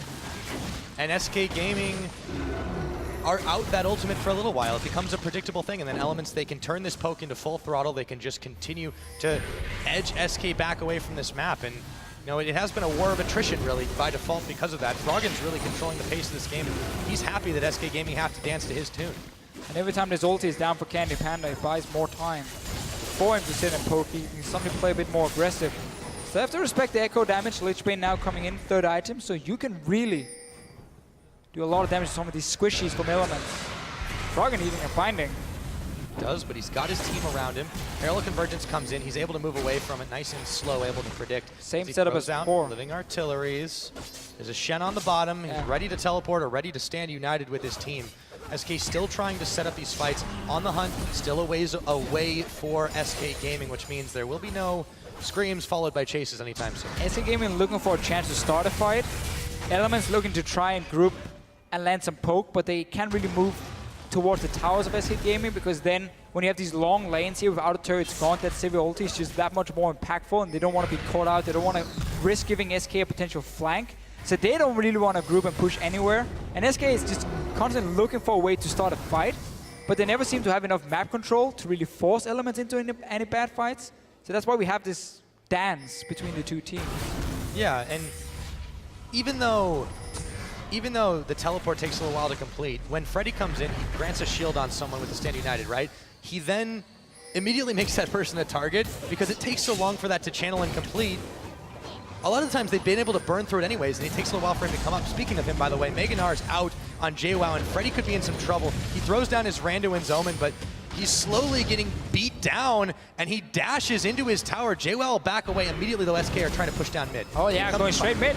Oh, Nif, he's pulled right back in by Tabs. Will he bowl out? Looks like they're going for it. Chase on, Froggen still throwing out absolutely everything. The Living Artillery not going to connect, but he had a Void Ooze. Nicely sunk, in comes the Gnar. It's going to be a little while before JWoww's bar is back up and available. Shen sitting on Fountain to counter-engage if he might. This time Elements are the aggressors, and Dexter is the one who's knocked into the team and taken down. Meanwhile, instantly focusing on Nif now. Tabs out of the fight, Froggen out of the fight. JWoww blown up by Candy Panda. This is what SK wanted. In comes the coin, down goes Nif. Svenskeren belly bops him out, and that's going to be a 3 for none to SK Gaming. Yeah, exactly what SK wanted right here. They'd already used the Sivir ult, didn't manage to get anything. And then it's Elements saying, now we want to fight. Dexter jumping in. No Meganar from what I can see. We have to see in the replay at least, but Dexter is going in. Didn't try and rely on landing a lot of poke. That's going to cost him potentially a Baron as well. SK Gaming suddenly getting everything they want. Yeah, now they look for Tabs. A couple of flashes burned right there. Sven is very low, so is Fox, but they're still chasing on with this Baron. Tabs will take a few parting shots. Froggen and Dexter, meanwhile, trying to cut off the route of escape. Bindings and boomerangs are flying wide. SK Gaming had to be careful. Oh, as we pan away, Froggen is able to snipe down N-Raid. It's a summer bench. We couldn't show that for one. this element. Yeah, it was too graphic. Quickly swap away to a dead JWoww, who's now teleporting back in. Oh, Worth it. backing stops. Totally worth it from JWoww. And there's still pressure on the bottom right here, too. A massive minion wave is taking this on, and no one from SK are reacting to it. No, Elements will be able to, or should be able to get at least one tower from this. Mid lane is pushing in, top lane is pushing in, bot lane is pushing in. They have to be able to get something somewhere, but that engage still really didn't have to happen if you're Elements here, because you're already winning the side lane. Let's see, top lane now 2v3 at the moment. Yeah, it can always change, but Freddy's the one who's already in here, and Tabs is going to get barreled back in, back towards SK Gaming, and Fox will take him down 4-0 on the Echo. Elements, meanwhile, unperturbed, continue to poke down towers. They take another in the mid, turn their attention towards the bot. They're trading lives for towers here. These are the sacrifices that they're making. Very quickly, though, getting a lot of gold from it. SK Gaming, though, they're looking to push down the mid lane instead. Elements, after giving over the Baron, gets 2 towers at least. But man, that was strange. Like, Very weird. You're winning that one-on-one with JO in the side lane. You have Froggen as well scaling. You don't need to force that fight. You can just sit back on it. Because we just saw what happened in the bot lane. Freddy couldn't do anything. That's what we mentioned with this Gnar here. Once he gets the Black Cleaver, Frozen Mallet coming in, he just becomes so strong in the one-on-one. Use that instead. That's the thing. They seem to mistime the Narbar. It wasn't up and available because he'd just been dueling with Freddy. So now, SK, as a result, they've got a big empowered minions on their back. And look at the tower. It's just, they're taking a hot knife to it, and it's just going down like butter. So instantly taken down, 38 minutes on the game. It's 5-4 in turrets. It's really been all about these trades. Back and forth. One team wins a fight. Objectives are taken. Or sometimes objectives are taken by the team that loses the fight. Right. It's really been all over the place this game, Deficio. Yeah, and then that split pushing war between Freddy and JWoww, where whenever Freddy, because he's double global, whenever he has no teleport from JWoww, he's the guy pushing down the lane, and SK Gaming is the one sitting back, passive and waiting for Elements to then make a play to get a fight, use that to their advantage, and then whenever JWoww has the teleport, he's the guy winning the one-on-one. Nice binding here onto Nif. Yeah, Nif is going to be pulled in, however, by the Fate's Call. Where's he coming out? Right into SK's waiting arms, and Candy Panda takes him down. Nif is going down after the fact. It was Tabs that actually got taken out first, instantly just setting up the trap, closing the jaws. SK Gaming want to kick this game into high gear, and they'll be heading straight for the mid. That Baron was so important for it. It makes it very hard for Froggen to wave clear, and he's the only guy who can really do it from Element's side. And SK Gaming suddenly getting a bit of map control, get to move down, and we see what they can do out in the open. 5 versus 5. They're so strong. So strong indeed. Now, tower's gone down, looking for Dexter. In comes the taunt. Dexter flashes away, and Fox right back to the inhibitor. Take it down instantly. Now Elements trying to get a bit of revenge. In comes the big Gnar from JWoww while his teammates arrive in time. Svenskeren chunked out by Froggen. So is Freddy, but Candy Panda is still able to take down JWoww. SK standing strong. And on the retreat, should be able to lock up a dragon here, or they can turn their attention that way. Well, they're still fairly low after the fight here. JWoww thinking he could jump in and buy time. Froggen was out of mana though, and 2 guys from Elements were still dead. SK just gonna be happy taking a red buff, taking a dragon. Nobody's really aiming towards 5 dragons here. With 40 minutes in, it's 2 for 2. That's not gonna be a massive factor. 5% movement speed, however, in a severe comp, that's great for SK Gaming to keep trying to dive onto Elements and Froggen here. And these attempts have been getting more and more successful for SK. They're still, most of the time, finding these very quick fights, but they're the ones definitely winning them now. It was very even for a long time. Right. Now you can see the kill spread 5-12 in favor of SK. The gold lead has started to spiral. It hasn't meant as much this game because it has been so even for so long, but now they've got themselves in a confident situation, and Elements are on the back foot. Yeah, really that play around the mid lane is the big turning point for SK. It started looking really bad because they were starting to lose in the fights in the side lanes. Never really managed to find an engage with the Saber ulti, but then Elements just said, you know what, we're gonna do it for you. And they were the ones starting that fight. Really questionable play. And SK Gaming now, big goal lead for themselves. This Echo here becoming really dangerous in these team fights. Hasn't gone down yet, too. Fox demonstrating a very clear survival instinct for himself. And SK Gaming, they have taken a few questionable fights themselves, but as the game has gone on, it has looked better and better. They're looking to be on their way to 3 straight wins after a pretty big losing streak to start out the split. That is definitely a breath of fresh air for this team. Full credit to SK Gaming, how they managed to come back from this poor start. They kept talking about how they changed the mentality. It's now about avoiding relegation, just trying to make playoffs. Don't think it's a top team. So full credit to them and how they managed to bounce back. Find some picks that worked for them. See big plays from the mid lane. Candy Panda from time to time managed to step up and be a bit of a carry as well, but often it's about Sven and Freddy, how well they can perform. And we call him Svenny at the office.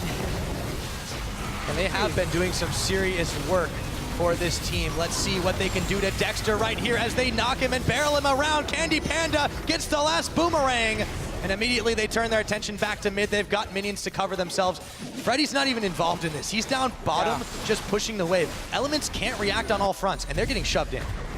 Getting pushed in, and SK Gaming instantly saying, we're not going to allow you to wave play, we're not going to allow you to poke, we're just going to pop that save ulti and engage onto you.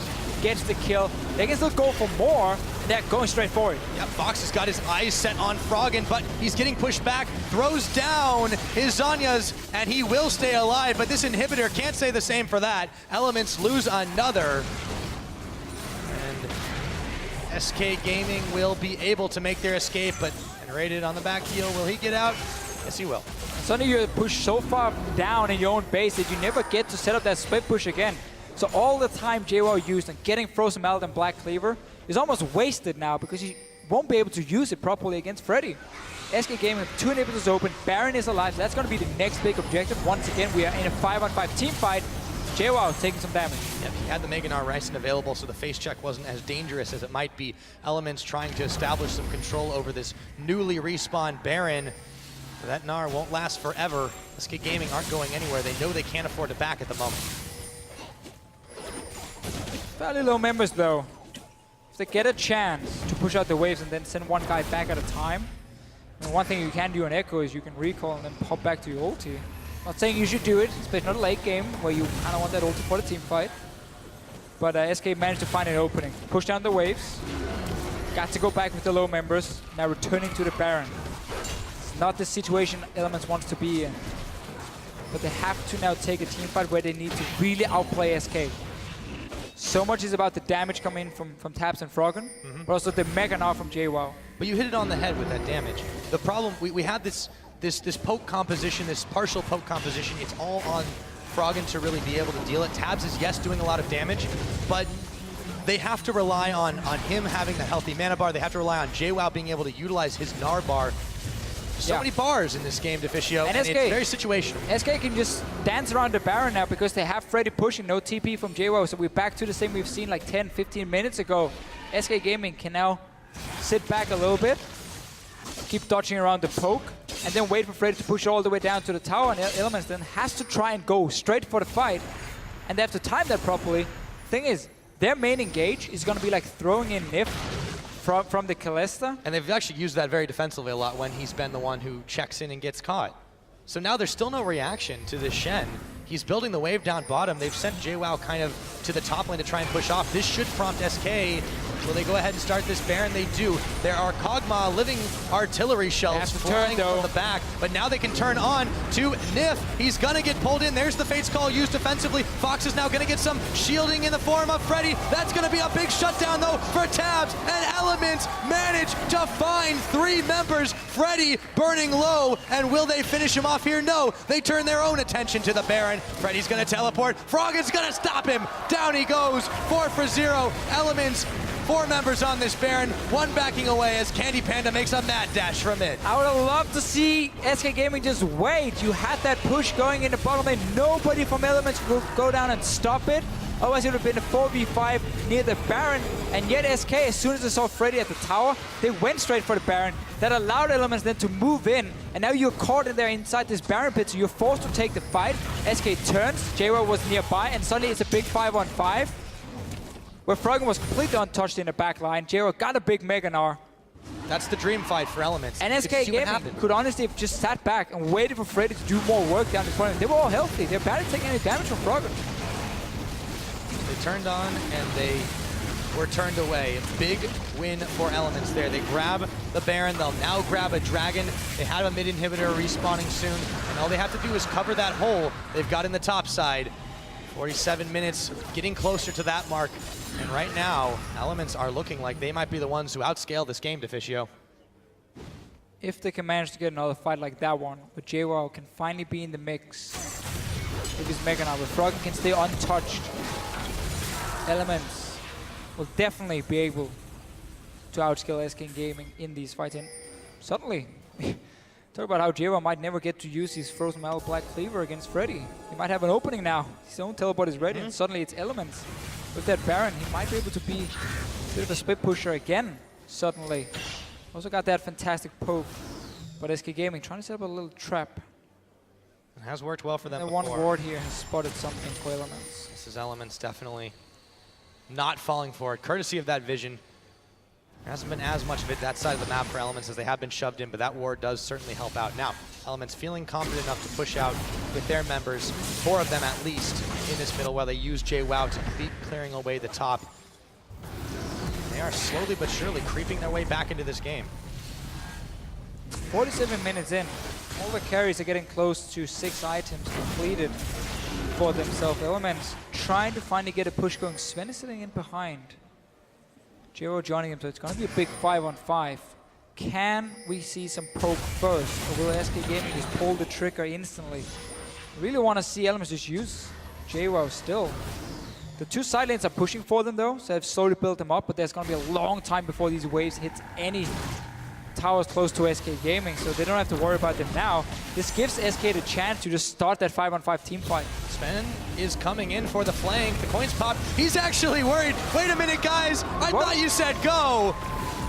And Element said no. They take him down very ward quickly. spotted Sven coming in from the side, and instantly Elements just backs away. Tabs even gets his LCS kill number 400. Well, that's one to remember, Deficio.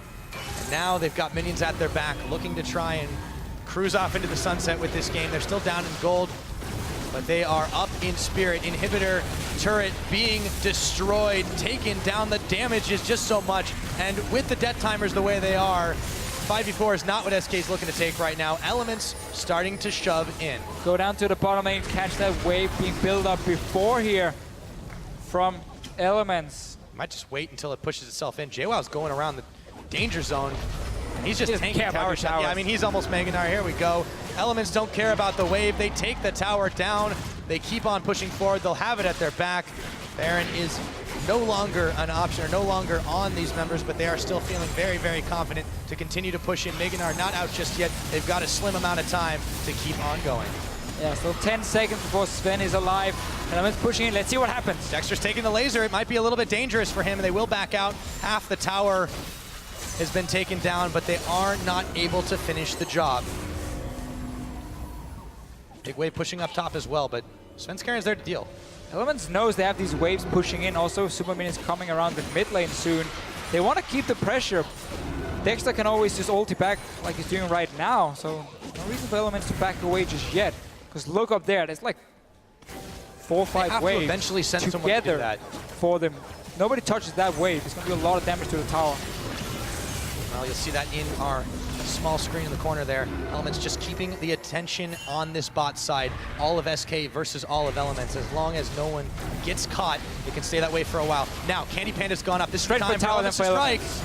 Immediately, can they finish it off? They look for Freddy. He's gonna go in, gets the taunt. Svenskeren gets knocked up. Nif gets knocked back. Everyone's getting knocked all over the place, but the tower's not going down. Elements, they're not finishing it off. And now SK are chasing them back, but do they have enough? As in comes the rest of SK Gaming. The Sivir got around to the side, and now with the pickoff on Dexter and Nif, Elements have to back away. The plan is foiled, Deficio.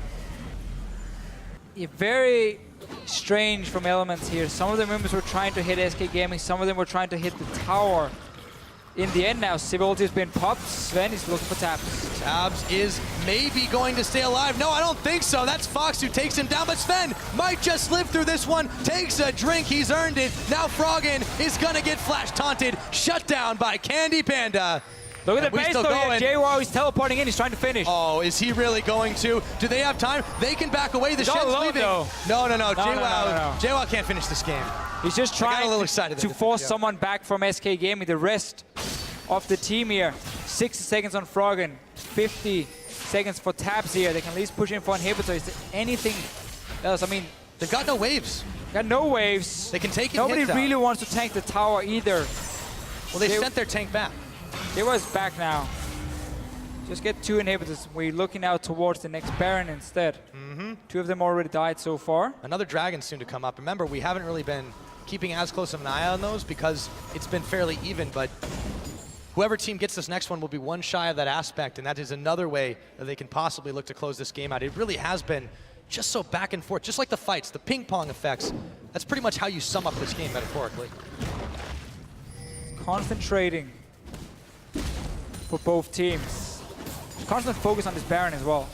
Element trying to defend it, SK trying to take it over and over and over. And so the cycle continues. And we're back around that Baron. Everyone is alive. summoner spells, no flash for taps, no flash for Candy Panda, 280 carries. It could be very important. No flash for JWoww either though, so it can be a bit tricky for him to land that Mega Gnar. Again, we have to remember elements. The main engage is going to be like Nif flying in the face of SK Gaming, and then the follow-up is more the Rek'Sai and the Gnar. None of them are really hard engage champions. And right, and Nif has had to be the guy he's run in there, and then when they weren't really ready for it, they've had to pull him back in. If they can use an offensive Fates call, that might change the game. Could for sure, and they might have to, because once again now we have that global advantage for Freddy. So he's back down in the bottom lane. Last time, SK Gaming could have waited for Freddy to force someone down. They didn't. They started the Baron. Elements walked in. They got a big 5-on-5 team fight. They won the fight. Took the Baron itself. Elements now feel more confident as well. Nif in the front line. They don't want to allow Freddy to get all the way down to this tier or to the inhibitor turret because they know nobody can really go down and defend from it. Maybe Dexter could hold the wave and then tunnel back up towards the Baron. Elements have to play this out carefully, though. They don't have the side wave control. They're falling back into those bad habits as they try to defend this Baron. There's a huge wave pushing on opposed top. There's a Shen pushing bottom. They're starting this Baron. I feel like this is desperation. Yeah, they have to. They have to force SK to take a fight and use that Shen ulti. Otherwise, the base is just going to die for nothing. It's already going down, though. Inhibitor turret. Freddy's finished it off. Will he come in? The Baron is going so low. Will they be able to secure it? In comes Sven. Can he pull it off? And it goes down in favor of Elements. The spears were ripped out. The fight has started. SK are starting to melt. But do they have enough in the tank? Look at the minion. Super Minions still firing down the Nexus turrets. You call them Minions, but that's a triple kill over to Tabs. Everyone's just down from here SK. for Elements here, so that buys time. And look here, everyone from SK is dead. Elements might be able to go up and finish the game, but then again, they don't have any minions themselves. They're stuck down They're gonna here. have to tank the tower. They have nothing in their base except the Nexus right now. They're sending Froggen and Dexter to get these death timers are so long. There's one Nexus turret. They can tank it with Dexter here. They will get it. Dexter can tank it. Froggen take it down. JWoww joining in as well.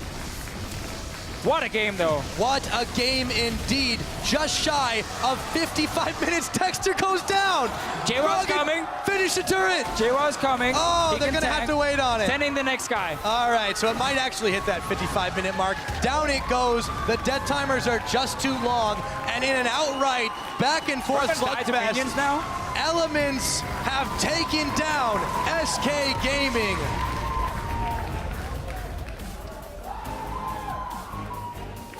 And wow. And wow. This game is so back and forth so many times. It's almost impossible to really look back at the entire game and pinpoint everything. Mm-hmm. Take a look at that match history. It'll literally be just a wave. So much can go back to, the start of the game. It was fairly slow. They were trading back and forth here. We talked about how it could favor Elements with the scaling they had. We got to see a little bit of what the Gnar can do into Shen. Never turned into be the most impactful thing. It was about the late game team fights. It was about, can SK get to the backline of Elements? Too many times they failed to do so. Too many times they were just a little bit too fast on the trigger. Didn't use that Shen to really get down to us before in the very end. And that's things they can look back at and be like, ooh, we were just 10 seconds too early right here. They started the game with a pretty good set of attempts and picks. It wasn't really getting too much done in the top, but their plays in the bottom weren't too bad. But then Elements were able to react to it. And yeah, I think that's the way to put it. SK really jumped the gun on a lot. They got really, really aggressive without fully calculating it. And Elements pushed them back time and time again. It looked grim for this team a number of times this game. But at the end of the day, that fight, while the minions are still pushing on the Nexus, to have that composure, that is something that you don't see every day. Yeah, in the end, you gotta make some fast decisions. It almost seemed like they sent back too many members to defend it, but then JWoww managed to obviously have enough time to clear out the minions, join either we get the ace up there, or we lose. Yes, but they got it. So like that was the right play from Elements, saying, okay, we cannot stop the Shen, so we have to just force that Baron right now. We need to force a team fight. And then, if we win it, we can finish the game. But also had to happen in time because these super minions were still pushing in on their own Nexus. So like it was very, very close. SK went in, lost the fight, and then the game was over. But so many times in this game here, it seemed like both teams were saying, okay, we don't really feel like we can push our advantage anyway, so we just keep going to Baron. We keep going to Baron over and over and over, and it became very simple. And in the end, also ended up deciding the game, the last Baron. Absolutely. So with that, we wrap up today. We're going to go ahead and send it side stage where Pulse is going to be taking a look at Element's late game win. Thank you very much, Pyra. I'm here with Nif, the returning player on Elements in support now. And that was an incredibly long game. That was actually the longest game we've had so far in summer. There was a lot of up and downs in that game, but you eventually managed to take them out at the very end at around 55 minutes. How did you do it? Well, eventually we outscaled them, and we had really good team fights. And I think especially the Canality mod was really essential here, where he hit especially in the last team fight, he hit on Echo and on Sivir, and that was like the deciding point. And when he hit the Canality, we won, and when he missed it, then we basically lost everything. Okay, so I kind of want to take a step back and look at the team in general. You guys have had a lot of roster changes and also a lot of changes in support as well. You've gone from player to coach to player. So coming back into this, do you feel like you found the magic formula now? I don't think quite yet, man. We could see the game was still a bit shaky, and I think we had a good start, but then we didn't quite know what to do in the mid game. But I think for the future we want to keep the same guys, and I think that was our plan in the start as well, but it just didn't quite work out, and now I'm back. Very humble, I like it. And you say you're back, but what was the transition like from coach to player? Because that's pretty much never happened in the history of LCS. Yeah, I think like after Worlds, I didn't feel like the desire anymore to play as much, and I was like, I still really love League of Legends, so I was trying to look into something different, which I really liked. And I think I did quite okay, but it didn't really work out with the team, and then there was like this discussion who we should try out, and then I was like, I actually felt again that I want to play, and then I tried out and it works. Well, best of luck on your next adventure, Nif. Once again, congratulations on the win. It was very hard fought, but we're going to shoot it over to the analyst desk to close out the day. Thank you so much, Pulse. Yeah, Nif, even with not a lot of playing, still better than that XX support from Elements, who actually was raving about that exquisite game. This is Oh, you're talking about me? I'm sorry. Sorry, I had the other support I had in mind for Elements was this fantastic player, actually, solid bar player. But yeah, what a game.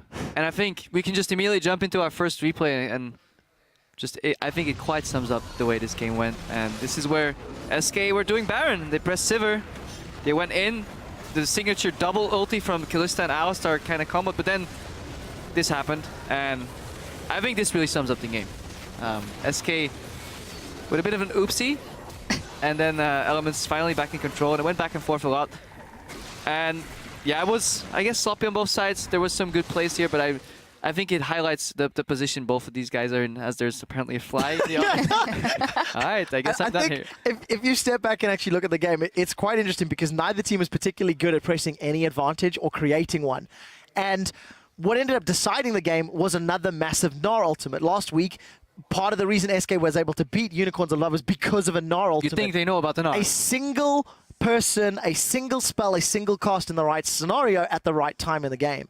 And yes, it was good that Elements was able to at least stall for long enough, but I think both teams showed very clear weaknesses in getting an advantage and pressing it on the map. I think, though, when you look down the map in each particular lane, the mid laners did somewhat stand out in this game. Both were playing fairly late scaling mid lane champions. Froggen was 5-1-6 on Kog'Maw, so, kept himself alive for the entire game, especially against an Echo who was wanting to dive in. And then Echo went 6-2-5. So both mid laners played up to a point at which they still had a lot of impact in the game, regardless of maybe an oopsie here or there, as Crapper would put it. Yeah, definitely. And I think they just kind of ended up mimicking each other's play and just got lost in all the chaos as it was. Yeah, they really did. And I think for both teams, they both came into this at 2 wins, 6 losses. Now it's 2-7, 3-6. They're still down at the bottom of the pile. There's a lot of climbing that needs to happen if either team wants to even realistically make a shot at playoffs. And that's what I think the concern has to be here. It's good that Nif is back. It's good that Elements managed to dig deep. But we're still seeing the same problems, in my opinion. A lot of late scaling, a lot of inactivity, and playing to not lose as opposed to playing to win. This very passive play style is not working anymore. And I really think for a team like Elements, that, in my opinion, is what needs to look at changing. To be fair, they did put in some aggression in the early game, but I felt like it was misplaced. They kept ganking that Sivir lane over and over, and then in addition to that, Nif and Tabs had some communication issues because every time Nif used Unbreakable Will, we saw him get Fates called by the Kalista and kind of ruins that entire combo. But I like that Elements was trying something in the early game. I would have liked them doing it in different areas.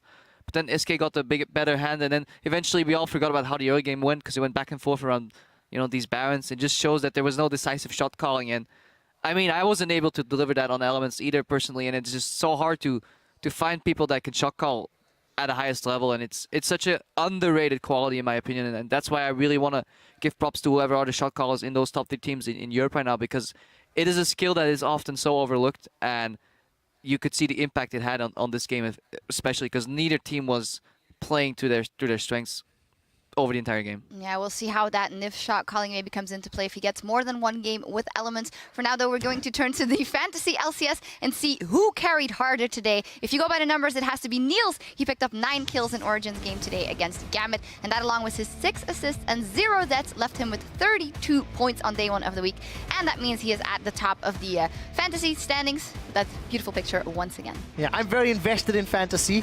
I've got Mithy on my team, and I'm playing, of course, Chandler Riggs from The Walking Dead. I plan on beating him, so I need my fantasy team to step up this week. I plan on winning all my solo queue games, but you know how that goes. Well, numbers aren't everything, though. All that matters is if you make the plays, and our friend Cyanide called this one out on Twitter, and he writes, "Please, Rainovers, first steal my derb, then my title." This is your LCS big play of the day. Pipman going back to base, and suddenly H2K, they open it. Oh! Rainover! Are you serious? You want me to go top or what, Tony? Maybe bot is better. Oh! Yeah. Nice. Really well played. Nice. I actually heard that scream as it happened. Obviously, I was like, oh, what's going to happen? Whoa, okay. It's kind of a spoiler. Spoiler alert. Spoiler alert. Anyway, today's games mark the midpoint of the summer split. So let's see where things stand in the top 3. Well, at the top of the tables, things are very much unchanged, with the exception of, the score between Fnatic and H2K, as H2K lost versus Fnatic. Fnatic is still undefeated. H2K and Origin, they're very firmly in 3rd, and a lot of more of the same with the middle of the pack. Teams looking to level up. Yeah, and of course, Giants and Unicorns now getting a little bit more of a buffer over the bottom 5 teams. We'll need to see how that pans out. It's interesting to note the tie for 2nd place, of course, because Origin has beaten H2K already. Technically, according to tiebreaker rules, they're in 2nd. But I really want to see how these 2 teams plan on continuing the split, because now we need to start looking at championship points. We need to start looking at the different ways to qualify from Worlds. You either win the summer split, you have the most championship points, or you win the regional qualifier. And for a team like Origin, championship points is a difficulty because of the fact that they weren't here in spring. So these are things these teams are going to have to start looking at for the coming weeks. Yeah, for sure. And time is ticking, and each team they only have 9 games left to go before the playoffs. So every one of them counts, as Trevor illustrated. And we're going to start tomorrow between Fnatic and Gambit Gaming. Then Roccat will take on the Unicorns of Love, and the Copenhagen Wolves will go up against Origin. That'll all get underway tomorrow at 6 p.m. Central European Time. That is 9 a.m. Pacific. So don't be late. Until then, though, we need to call it a night. And on behalf of myself, the entire European LCS team, thank you for joining us, and we'll see you on the back half of the split tomorrow. Bye-bye. Will Roccat or Copenhagen Wolves pick up their 3rd victory in the first half of the split? Parallel convergence stuns up the Copenhagen Wolves, and Freeze gets frozen out of this game. Unlimited will get dropped as the Super Minions own the Nexus turret. Pick up their 3rd win in summer. Well, they're going to go for the fight. Power Beaver's going to get caught out, and he is down. One of the damage decks from Unicorns is out, and Bardax is falling low. Ding, ding, ding, ding, ding. Nice!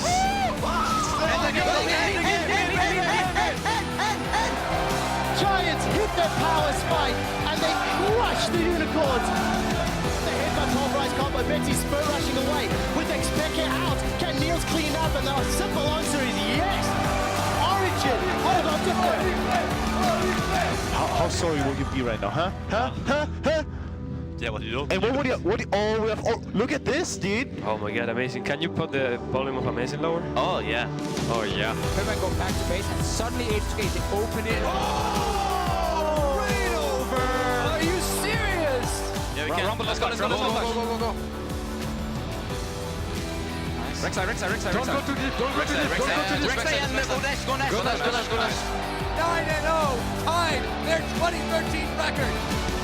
Dexter looks for Fox, who goes golden. Nip has to flash out. He's gonna go down in favor of Elements. The spears were ripped out. The fight is has started. SK are starting to melt. And in an outright back and forth slugfest, Elements have taken down SK Gaming.